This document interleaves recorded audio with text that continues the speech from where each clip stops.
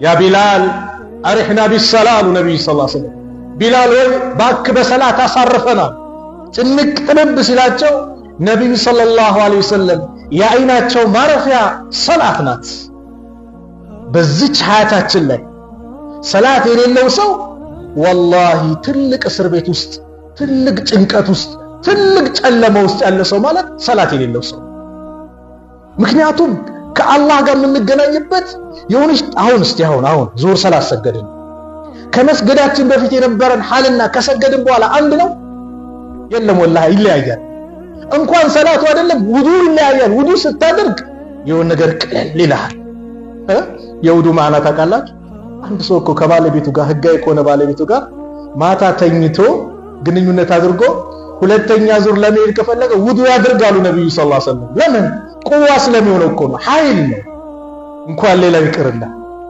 ሰላት ጋር ሲሆን ደግሞ ትልቅ ቦታ አለው ስለዚህ ሰላት ነው ዛሬ አጠር አድርገን ነው ይህ ትልቅ ዒባዳ ሰላት ዝም ብለን የምንሰግደው አይደለም ስለምንሰግደው ሰላት ጠንቅቀን ማወቅ አለብን ፋቲሃችን እንዴት ነው ትርጉሙን አውቀዋለሁ ወይ ዑለማዎቹ ከተወሰኑ ሱራዎችን አንድ ሰው ከሐፈዘ በኋላ ማዕናቸውን ሊያውቅ ይገባል ለምን ሲሰግድ ማዕናውን እያስተነተነ የሚሰግድና ዝም ብሎ የሚሰግድ ሰው ይለያያል ሰላት ሙሉ ልባችንን ለአላህ እንድንሰጥ ይፈልጋል በሰላት ሰዓት ምግብ ቀርቦ ሰላት የለም ይላል ሸህ ምግብ ቀርቦ ሰላት የለም ለምን ኹሹዕ እንዲኖረን እኮ ነው ኹሹዕ እንዲኖረው ምግብ ከቀረበ ምግቡን ብላ የሰላት ወቅት እስካልተጣበበል ሰላት ሊወጣ ከሆነ ሰላት ይሰግዳል አለዛ ግን ምግብ ከቀረበ በኋላ ሰላት የለም መጀመሪያ ምግቡን ብላ ለምን ይሁን ለመጣው ሰላታችን ሩህ እንዲኖራት ነው ትክክለኛ ሰላት እንድንሰግድ ሁለት የሚገፈትሩ ነገሮች አሉ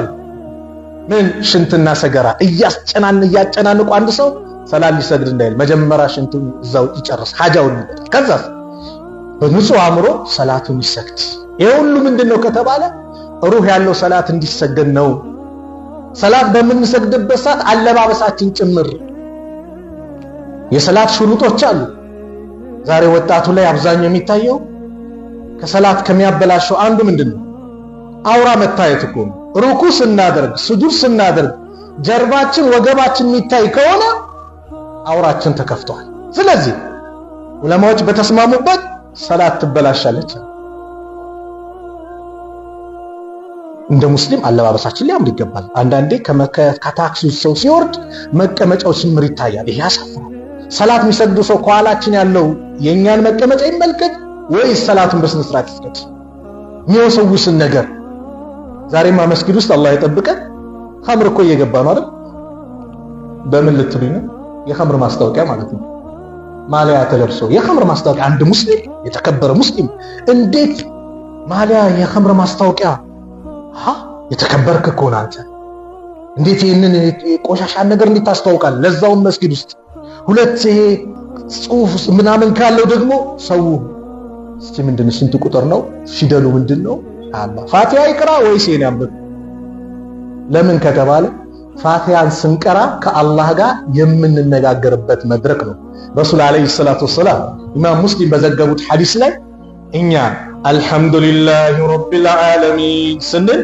አላህ ምን ይላል ሐሚዳኒ አብዲ ባሪያዬ አመሰገነኝ ይላል አላህ አርረህማን አርረሂም አስና አለየ አብዲ ባሪያዬ ኮኒ ላይ በኔ ላይ እኔን አወደሰ ይላል አላህ ማሊክ የውሚዲን አርረህማን አርረሂም አዛኝ ሩህ ስንል አወደሰኝ ይላል ማሊክ የውሚዲን የፍርዱ ቀን ንጉስ ፈራጅ ስንል ደግሞ መጀደኒ አብዲ ባሪያዬ አላቀኝ ይላል ከዛስ ኢያከ ነዕቡዱ ወኢያከ ነስተዒን አንተን ብቻ ነው የምንገዛው እርዳታም አንተን ብቻ ነው የምንጠይቀው ስንል ሰላት ላይ ፋቲሃን ስንቀራ አላህ ምን ይላል እቺ በኔና በባሪያዬ መካከል ያለች ቃል ኪዳን ናት ምን ባሪያዬ እኔን ብቻ ሊገዛ ቃል ገባ እርዳታ እኔን ብቻ ሊጠይቅ ቃል ገባ ይሄንን ቃል ፋቲሃን በቀን 17 ጊዜ በፈርድ ሰላት ብቻ እንቀራለን ስለዚህ አንድ ሙስሊም ኢያከ ነዕቡዱ ወኢያከ ነስተዒን አንተም ብቻ ነው የምገዛው እርዳታም አንተም ብቻ ነው የምጠይቀው ካለ በኋላ ወደ ሌላ ቦታ ሊዞር አይገባም። ሲጨንቆ ጠንቋይ ቤት የሆነ ቀብር አምልኮ እከሌ ድረሱ ላ ፈጥኖ ደራሽ ማን ነው? አላህ ነው። የሚያበላን ማን ነው? አላህ። የሚያጠጣን የሚያለብሰን ውለታ የዋለልን አሳምሮ የፈጠረን ካልነበርንበት ያስገኘን አላሁ ረቡል ዓለሚን የዓለማቱ ጌታ አላህ ነው። ስለዚህ በችግርም በደስታ ማንን ነው? አላህን ነው። ስንቸገር ያ ረብ ጌታ ይድረስልን፣ ደስታ ሲመጣ ምስጋና ላንተ ይገባ። ከአላህ ውጭ ማንም የለም። ከአላህ ውጭ አድባር ቆሌ የሚልስ አድባሩ ካለ ቆሌ ሊቆጣ ነው። ግልጽ ነው። ምልክት በምሳሌ እኮ ቀረበልን። አንድ አላህን ብቻ የሚገዛና ከአላህ ውጭ ብዙ አማልክቶችን የሚገዛ የውሸት አማልክቶችን የሚገዛ ሰው አንድ አይደለም። እንደ ምሳሌ አንድ አሰሪ ያለውና 5 አሰሪ ያለው ሰው አንድ ነው። አንድ አሰሪ ያለው በዚች ሀደይቃ እዚች ልበረንዳ መሰለሚያ አካባቢ ደርሰና ቢባል ደርሶ ይመጣል። ለምን? አንድ አሰሪ ነው። ለአንድ ሰው 5 ሰው ጋር የሚሰራስ እንደ ምሳሌ ነው። በሀደይቃ እዚች ላይ ወደ አስኮሜጃ በሀደይቃ አውቶቡስ ተራ በሀደይቃ የሆነ ቦታ ቢለው የትኛው ያስኮን ከታዘዘ የአውቶቡስ ተራው ሊቆጣ ነው። ግልጽ ነው። ተግባባ። ምሳሌ አላህን የሚገዛና ከአላህ ውጭ የሚገዛ ለአንደኛው ሲል ሌላኛው ሊከፋ ነው። የትኛውን አድርሶ ሊጨርስ ነው። ስለዚህ በደስታም ባዘነም ማን ነው የምትይዘው? አላህን ነው። እና 17 ጊዜ የምንላለን ኢያከ ነዕቡዱ ወኢያከ ነስተዒን። ከዛ ለባሬ የጠየቀው ይሰጠው። ምን ጠየቅን? እህዲነ ሲራጥ ሙስተቂም ትክክለኛውን መንገድ ምራን። አይ ሰቢትና አጽናን ማለት ነው። እዚህ ጋር ምንድነው? አጽናን በትክክለኛ መንገድ ላይ ያለ ነው። አንዳንድ አጭበርባሪዎች ይሄው እኮ ምራን እያሉ ነው የሚመሩታቸው ይላል። ቁርአንን ከተረተውት ከታውቆት ምን ማለት ነው?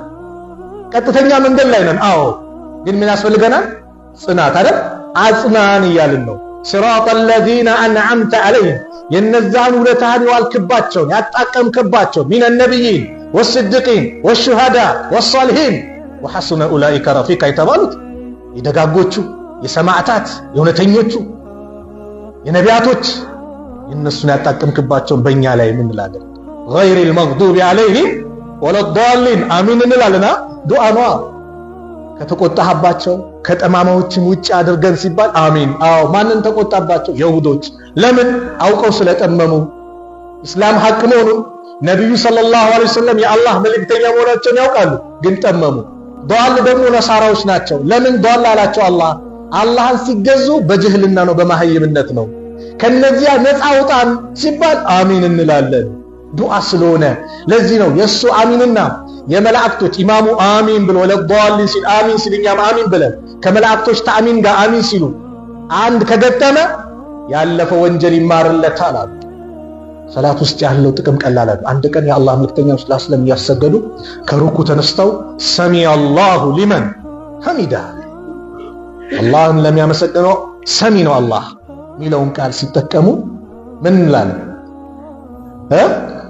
ረበና ወለከል ሐምድ። ከዛስ ሐምደን ከሲረን ጠይበን ሙባረከን ፊህ።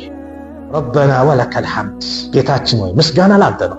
ሐምደን ከሲረን ጠይበን ሙባረከን ፊህ ሲሰሙ መን القائل አሉ። ካለቀ በኋላ ሰላት ይህንን ያለው ማን ነው አሉ። አንደኛው ሰሃባ ያለው እኔ ነኝ አንተ አላህ መልእክተኛ ናቸው። ምን አሉት? ከ30 ምናምን ያኒ ቢድኡ ወ30 ይላል ሐዲሱ ላይ 30 ምናምን ቢድዕ ማለት በአረብኛ ቋንቋ ከ3 እስከ 9 ቁጥር ያለውን ይጠቅሳልና ከ33 እስከ 39 ማለት ነው። 30 ምናምን መላእክቶች እቺን ቃል ለመጻፍ ሲሽቀዳደሙ ነበር አሉ ነብዩ ሰለላሁ ዐለይሂ ወሰለም። ምን ስላለ? ረበና ወለከል ሐምድ ሐምደን ከሲራን ጠይበን ሙባረከን ፊህ። ስለዚህ ይሁን ያለው ሰላት እንዲሰግድ ምግብ እንኳን ካለ መጀመሪያ ብሉ ከተባለ ታዲያ ስንሰግድኛ ሸይጣን እኮ ይመጣል። አዛን ሲል ሙአዚኑ ይርጣል፣ ወለው ዱራጣሉ ያኒ እየፈሳ ይርቃል አዛኑ ማይሰማበት ቀድር ድረስ። ከዛ ተመልሶ ይመጣል ሱና ሰላት ላይ ምናምን ይወሰውሳል። ልክ ይቃም ሲል አሁንም ይጠፋል። ይቃሙ ሲያልቅ ሰላት ሲሰግድ በሰውየውና በሰላቱ መካከል ችግር ለመፍጠር እዝኩር ሀከዛ ይሄን ማስታወስ ይላል። የጠፋህ ነገር ባጠቃላይ ይመጣል። ሸቀሱ ከሆነ ለስላሳ ጠርሙስ ለማን ነበር ይስጥ? ጠፍቶ ነበር። ሰላቱ ላይ ይመጣል። ለከሌ ነው። ብድር ለማንሳት ነበር ይመጣል። ተማሪውም ትምህርቱን ፈተና የሳተው ከሆነ የረሳው ከሆነ መልሱ ለካ ኤ ነበር ወይ ቢ ነበር እያለ ሰላቱ ላይ ይሰራ ኤን አስታውስ ይላል። ስንት ረካ እንደሰገደ እስከ ማቅ ድረስ ያደርገዋል። እኛ እኮ አንዳንዴ አላህ ይዘን ኢማሙ ሲያሰግዱ ነው ተከትለን ብለን ሲያሰና ሰላምታለን እንጂ የለም እኮ አንዳንዴ ምን እንደተቀራ አንዳንዴ ይጠፋል። መግሪብ ላይ ምን ተቀራ ሱራው ይጠፋል። ለምን የለንማ ላ እንደምንም የዛ ሰዓት አዑዙ ቢላሂ ሚነሽ ሸይጣን ረጂም ወስውሰዋል አላህን ወስዋሳ እንዲያርቅልኝ ብለህ ወደ አላህ። ለዚህ ነው ምን ቀራውን ቁርአን የምንለውን ዚክር ማውቅ። ይሄ የተከበረው ፊት ነው የሰው ልጅ አላህ የሰጠው። የተከበረውን ፊት ዝቅ ልናደርግ የተፈቀደልን ለማን ነው? ለአላህ ነው እንጂ እንደ እስልምና በአገራችን ቋንቋ ጤና ይስጥልን እንደምን አደር አይባልም። ለማንም ዝቅ የለም በእስልምና ለፈጠረን ለአላህ ብቻ ነው ዝቅ የምንለው። ዝቅ ስንል አላህ ምን ያደርገናል? ከፍ ያደርገናል። አይ ለአላህ ዝቅ ስንል ምንድነው የምንለው? ሱጁድ ላይ ሱብሃነ ረቢየል ዐዚም ሱብሃነ ረቢየል አዕላ። ከፍ ያለው ጌታችን አላህ ጥራት ይገባ። ልጅ አለው ከሚባል ሚስት አለው ከሚባል ሸሪካ አለው ከሚባል ጥራት ይገባ ብለህ ሱጁድ ስታደርግ አላህ ከፍ ያደርግሃል ደረጃ። ይሄ የተከበረው ፊት ለአላህ እንጂ ዝቅ የሚደረገው ለማንም ዝቅ አይደረግም። ባርነት ለአላህ ሲሆን ክብር ነው፣ ለሰው ባራ ሲኮን ግን ውርደት ነው። አያስ ሰላት ታዲያ የኔ መሰለ ሰላት እሺ ስንት ሰው አመልጦናል። አስር ሰላትና ሱብሂ ሰላት ላይ መላእክቶች ይቀያየራሉ። ቀን የዋሉት መላእክቶች ቀን መተው ያደሩት ሱብሂ ላይ ይሄዳሉ። ሱብሂ ላይ መጡት ደግሞ አስር ላይ ይሄዳሉ። ይቀያየራሉ። አላህ ዘንድ ሪፖርት ያደርጋሉ። ባሪያዎቼን እንዴት አገኛቸዋቸው ብሎ ሲጠይቅ አላህ እየሰገዱ አገኘናቸው፣ እየሰገዱ ትተናቸው መጣን። የሁሉ ሰላት አስር ሰላት ያመለጠን፣ ሱብሂ ሰላት ያመለጠን የመላእክቶች ምስክር ስንት አመልጦናል ማለት ነው። መስክረውልናል ወይስ አይ አዛኑ እያለ ዲኤስቲቪ ቤት ገብቼ ማንቼ አርሴ እያልኩኝ ኳሱን እያየው ከዛስ ቆይ ደርስበታለሁ ቆይ እንላለን። ያ አላህ ወንድሜ ያንን ቅጁን እንኳን ልታገኘው ይችላል፣ በዜና እንኳን ልትሰማው ይችላል። ሰላት ግን ካመለጣ አመለጠ ሄደ። አሁን ዙር ሰላት ሰገድን አይደል? መቼ ይመጣል? ነገው መልቂያማ። መቼም ዛሬ ሰገድናት የዙር ሰላት መቼም ተመልሶ አይመጣም። የውመል ቂያማ ብቻ ነው የሚመጣው። በስም ነገም ዙር አለ ከነገ ወዲያም አለ። ይሄን የመሰለ ሰላት ይሄን ሰላት ሳንሰግድ የራቅን ወንድሞች ተውባ አድርገን በሰላት ድርድር የለም። ሰላት ህይወታችን ነው። ሰላት የአንድ ሙስሊም ትልቁ ሀብት ነው። ለምን? ነገ ከቀብሩ ሲነሳ ማለት ነው አላህ ዘንድ ሙሐሰባ ከዒባዳዎች የመጀመሪያው ሂሳብ የሚያደርገው ሰላት ነው። አወል ይሐሰቡ العبد يوم القيامة አላህ ዘንድ አንድ የአላህ ባሪያ መጀመሪያ የሚተሳሰበው ሰላት ነው። ሰላት ካማረ ነጃ ወጣ፣ ሁሉም ነገር ያምርለታል። ሰላት ከተበላሸ ሁሉም ነገር ይበላሽበታል። አላህ አዛኝ ስለሆነ ለባሪያ የጎደለ የሆነ ቀን የሸራረፍናት የሆነ ቀን ምናምን ትብሰል እያልን ያዘገየነው የተውነው ሰላት ምናምን ያመለጠን ካለ እንዙሩ ሀል ለአብድ ሚን ተጠውዒን ይላል። እስቲ ለባሪያ ሱና ሰላት አለው እስቲ ፈልጉለትና የጎደለውን ፈርድ ሰላቱ በሱና ሰላት ጠግኑለት ይላል። ሰላት ያመለጠንስ ሰላት ከሌለስ ሁሉም ነገር የለም፣ ኪሳራ ነው፣ ፊት ይጦቁራል። አንደኛው ጀናዛ ከሚያጠቡት ሲናገር ታሪኩ ሰላት ሚል ኪታብ ላይ ሳነብ ጀናዛውን እያጠብኩ ይላል ከእምብርቱ እስከ ፊቱ ያለው አካል በአንድ ጊዜ ጠቆረብኝ ይላል። ደነገጥኩ። ይህ ሰው የሆነ ነገር ይኖረዋል አልኩኝ። ከዛ ወጣውና በር ከፍቼ የዚህ ጀናዛ ቤተሰብ ባለቤት ማን ነው? እኛ ነን አሉ። እስቲ ጀርባውን ንገሩኝ፣ ማን ነው ይህ ሰው? ይህ ሰውማ አሉ ቤተሰብ አንድ ቀንም ለአላህ ሱጁድ አድርጎ ማቅ ሰው ነው። አላህ ፊት ያጠቁራል። ወላሂ ነገ የውመል ቂያማ ኡመቶቼ እኮ ናፈቁኝ ብሎ ነብዩ ሰለላሁ ዐለይሂ ወሰለም ጥንት እኮ ነው ገና በፊት ላይ ሰሃቦች ጋር ሆነው ወንድሞቼ ናፈቁኝ አሉ። እኛን ሳያዩን የናፈቅናቸው የእውነት ነብዩ ናፍቋቸው ከሚያገኟቸው ባሮች መካከል አላህ ያድርገን። ታዲያ በምን ትለያቸዋለህ አሉ። ታሪኩ ረጅም ስለሆነ አጠር ያለውለት አይ ነገማ በውዱ ፋናቸው ለያቸዋል። ውዱ ያደረጉበት ሰላት ማይሰግድ ሰው ውዱ አያደርግም። ውዱ ካላደረገ ማን አይለየው? ነብዩ አይለዩት። ሱብሃንአላህ ሐውድ ላይ ጠብቋቸዋል ያሉት እኮ ውዱ አድርገው የውዱ ፋናቸው እያበራ ይመጣል። የዛኔ ላይ ያቸዋል። ወንድሜ ሳይሰገድብህ ስገድ፣ ሳይሰገድብህ ስገድ። ኮልፌ ቀብር ስንሄድ ትልቅ መልእክት አለ ስንገባ፣ ሳይሰገድብህ ስገድ። ወደድክም ጠላህም ወደድሽም ጠላሽም ነገ እዚህ ትመጫለሽ እያለ ነው ቀብሩ እኮ ዳዕዋው። ትመጣለህ፣ የማይቀር የለም። እያንዳንዳችን ወረፋችን ነው የምንጠብቀው እንጂ ይቀር የለም። በመጨረሻ ሰላት ማይሰግድ ሰው የውመል ቂያማ ምን ያጋጥመዋል?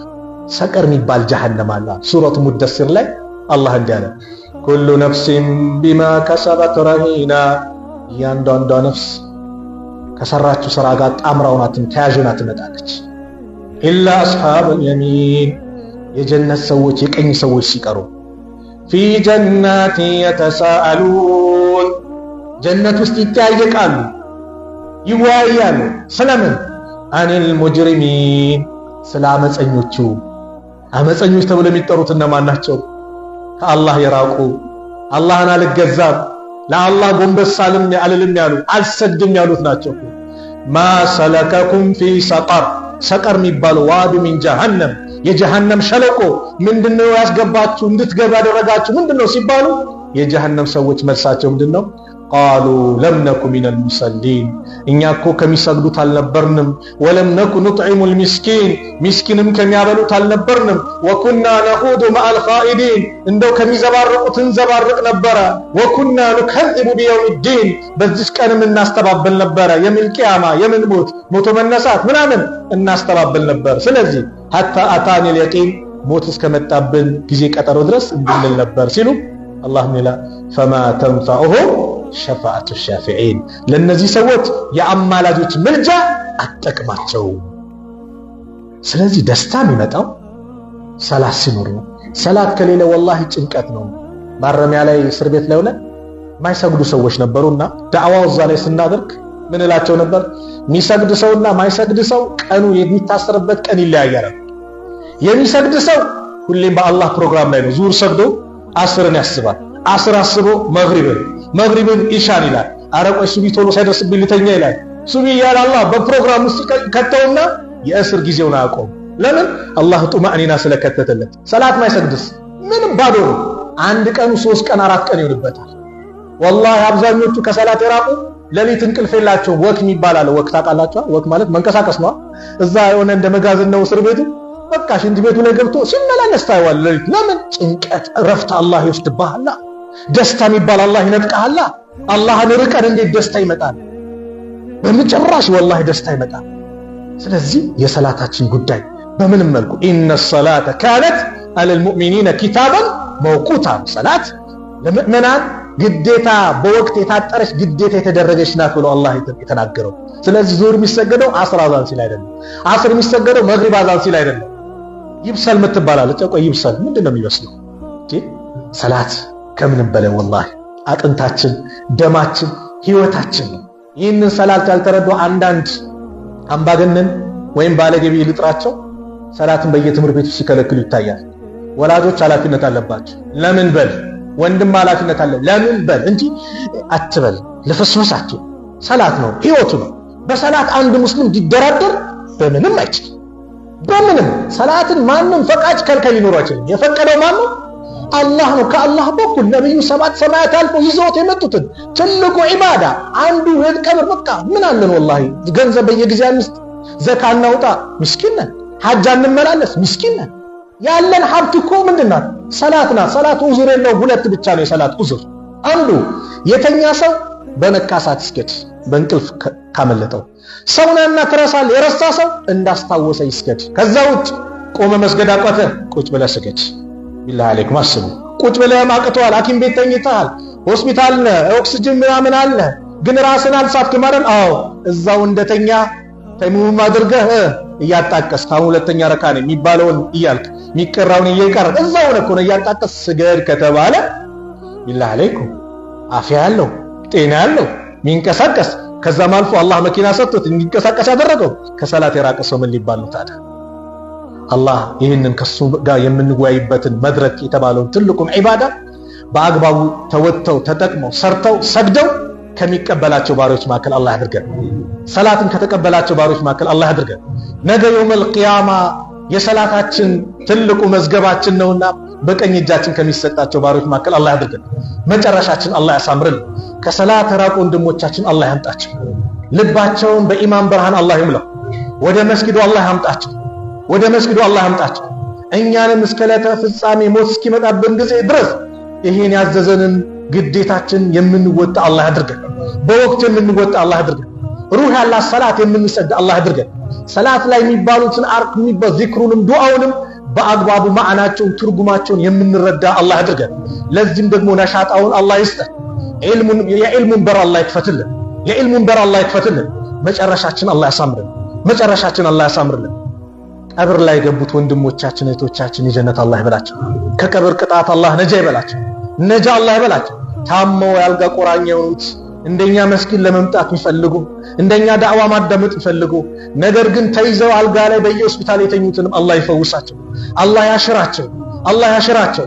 የኛንም መጨረሻ አላህ ያሳምርልን። ዓለም ላይ ያሉት ሙስሊሞች ከመከራ ከጭንቀት አላህ ነጃ ይበላቸው። ፍልስጤም ያሉት ወንድሞቻችን ነጃ አላህ ይበላቸው። ሀገራችንን ሰላም አላህ ያርግልን። ጭንቀት ላይ ያለውን ከጭንቀት አላህ ይገላግለው። ጭንቀት ላይ ያለውን ከጭንቀት አላህ ይገላግለው። የሁላችንም ሀያታችንን ያማረ አላህ ያርግልን። ዱንያ አኺራችን አላህ ያሳምርልን። ረበና አቲና ፊ ዱንያ ሐሰና ፊል አኺረቲ ሐሰነተ ወቂና ዐዛበን ናር ወሰለላሁ ዐላ ነቢይና ሙሐመድ ወዐላ አሊሂ ወሰሕቢሂ ወሰለም። ሰላሙ አለይኩም ወረሕመቱላሂ ወበረካቱሁ።